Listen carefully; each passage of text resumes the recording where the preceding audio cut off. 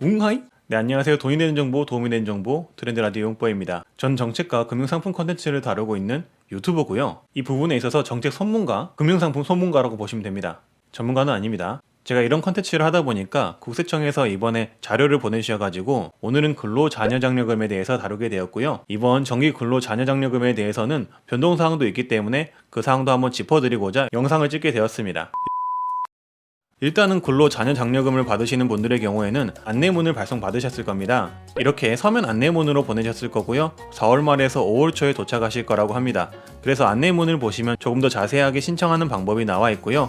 모바일 안내문의 경우는 카카오톡 문자 또는 문자로 안내문을 받으셨을 거고 4월 28일에서 30일까지 발송이 됩니다. 모바일로 받으셨던 분들도 서면 안내문과 같이 신청 방법을 포함한 메시지가 가기 때문에 보시고 신청해 보시면 됩니다. 안내문을 받지 못하셨던 분들의 경우에도 스스로 신청 자격에 해당하는지 검토를 하셔가지고 신청하고 지급받은 경우가 있으니까 꼭 한 번쯤은 신청 자격 충족 여부를 확인해 보시길 바라고요.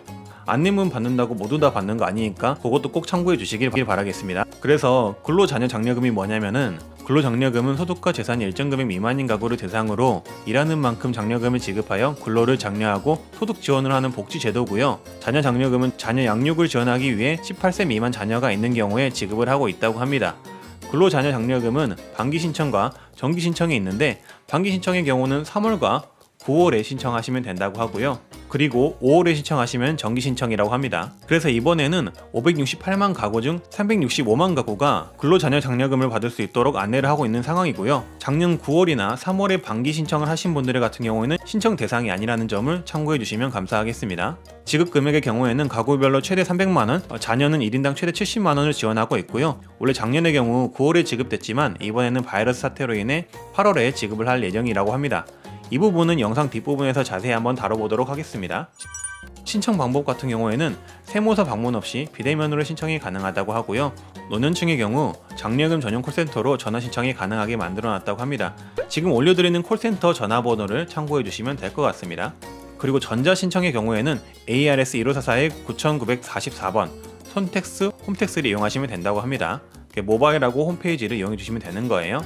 신청 기간 같은 경우에는 5월 1일부터 6월 1일까지면 신청 안내문을 받으신 분들의 경우 4월 27일부터 전자 신청을 할 수 있다고 합니다. 혹시라도 기간 이후에 신청을 하시게 되면은 원래 지급받을 금액 중 90%만 지급을 받을 수 있고 지급 시기도 10월 이후가 되기 때문에 반드시 5월 중에 신청하시는 게 유리하십니다. 혹시라도 궁금하신 게 있는 분들은 126번으로 전화를 하셔가지고 이 상담을 꼭 한번 해주시기 바라고요. 신청 자격의 경우 근로자녀장려금의 경우는 가구당 1명만 신청 및 지급을 받을 수가 있고요. 단독 가구, 헛벌이 가구, 맞벌이 가구로 나뉘는데 그 기준은 해당 표를 참고해 주시면 됩니다. 소득의 경우 2019년에 근로, 사업 또는 종교인 소득이 있고 2019년 부부와 합산 연간 총소득이 기준금액 미만이어야 하는데요. 단독 가구는 2천만원 미만이어야 하고요. 헛벌이 가구의 경우 근로장려금은 3천만원 미만, 자녀장려금은 4천만원 미만, 맞벌이 가구의 경우는 근로장려금은 소득이 600만원 이상 3,600만원 미만, 자녀장려금은 600만원 이상 4천만원 미만이어야 합니다. 재산의 경우 2019년 6월 1일 기준으로 가구원 모두가 소유하고 있는 주택, 토지, 건물, 예금 등 재산 합계액이 2억 원 미만이어야 합니다. 부채는 재산에서 차감하지 않는다고 하고요. 지급 금액의 경우에는 단독 가구는 3만원에서 150만원까지, 헛벌이 가구는 3만원에서 260만원까지, 맞벌이 가구는 3만원에서 300만원까지 지급을 한다고 합니다. 숨차서 얼굴이 빨개졌어요. 자녀장려금의 경우에는 자녀 1인당 50에서 70만원을 지급한다고 합니다.